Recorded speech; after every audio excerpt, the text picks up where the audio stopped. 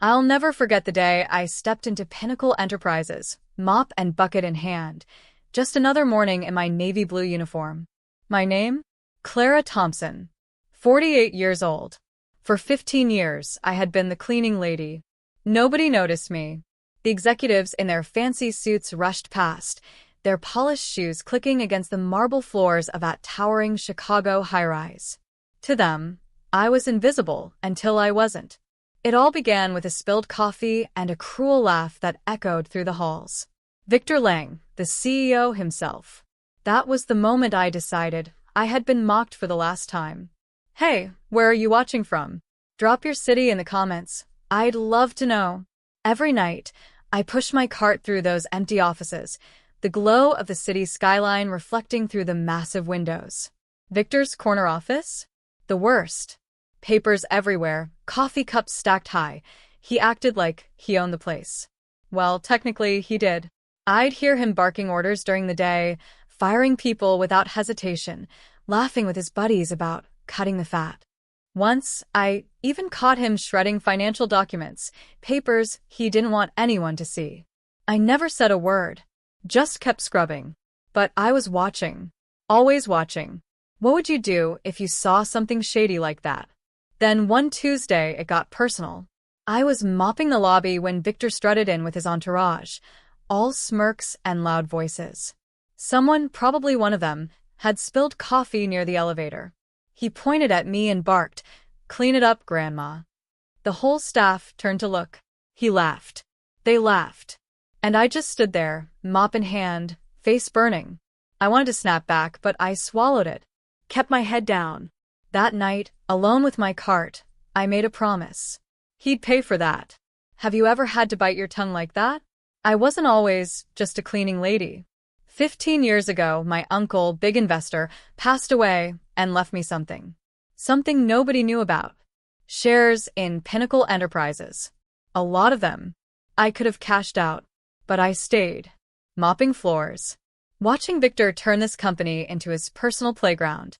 I watched good people, janitors, assistants, get laid off while he bought another yacht. Those shares? They were my secret. My ace. After that coffee spill, after that humiliation, I called an old friend. A lawyer. "Tom," I said, "it's time. What's the longest you've ever waited to settle a score?" We met at a diner across town, away from Pinnacle's prying eyes. Over greasy fries, I laid it all out. Victor's layoffs, the shredded papers, the way he treated us like dirt. Tom leaned in, eyes sharp. "Clara, you're the majority shareholder. You've got the power to end this." I had been collecting evidence for years. Sneaking photos of those shredded papers. Stuffing them into my cart. Financial reports that didn't add up. Emails about illegal cuts. Tom grinned. We hit him at the shareholders' meeting. Hard. I nodded. My heart raced. Ever catch someone doing something they thought they'd get away with? The meeting was a week away. So, I kept my head down. Mopping floors. Acting like nothing was up. Victor strutted around, bragging about record profits while I dusted his office, my phone buzzing with Tom's texts. Evidence is airtight. Late at night, I'd slip into the copy room, printing emails I'd pulled from the trash, proof of harassment, proof of fraud. My hands shook, but I felt alive. One night, I overheard him on a call, laughing about squeezing the little people. I smiled to myself. He had no idea what was coming. "What's the sneakiest thing you've ever pulled off?" The night before the meeting, I couldn't sleep. I sat in my tiny apartment, staring at the stack of papers Tom had organized.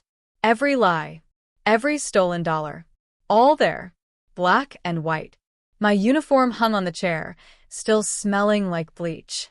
Tomorrow I'd walk in mop in hand, and they'd laugh until they didn't. I whispered to myself, "Tomorrow, Victor's done." What keeps you up at night before a big move? The morning of the meeting, I walked into Pinnacle like always, bucket rattling, head down. Inside the boardroom, suits buzzed with chatter. Victor sat at the head of the table, smirking like a king. I waited in the hall, gripping my cart, until Tom texted, "Now." I stepped through the doors, still in my uniform. Every head turned. Victor snorted. What's she doing here? He barked, waving me off. I took a deep breath. I'm not just a cleaning lady, Victor. I own this company. The room went silent. Ever seen someone's face drop like that? Victor let out a fake, booming laugh. Nice joke, sweetheart. Get back to your mop.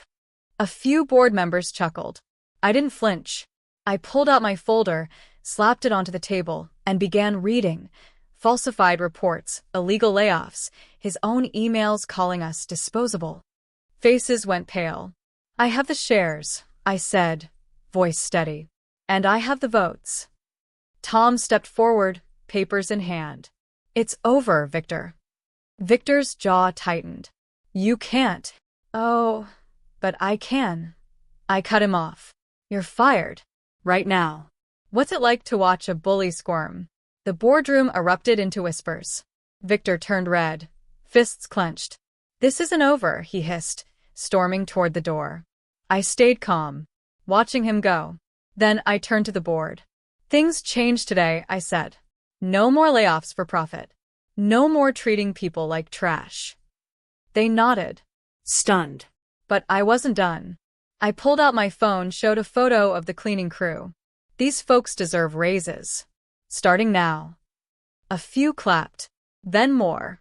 For the first time in 15 years. I felt seen. Ever had a moment where you finally got to say your piece? By evening, my phone lit up with news alerts. Pinnacle CEO ousted in shareholder coup. And then, it got even better. Regulators saw my leaks, froze his accounts, seized his yacht. His name? Dragged. Karma didn't wait long. I smiled. Ever seen someone's world crash that fast?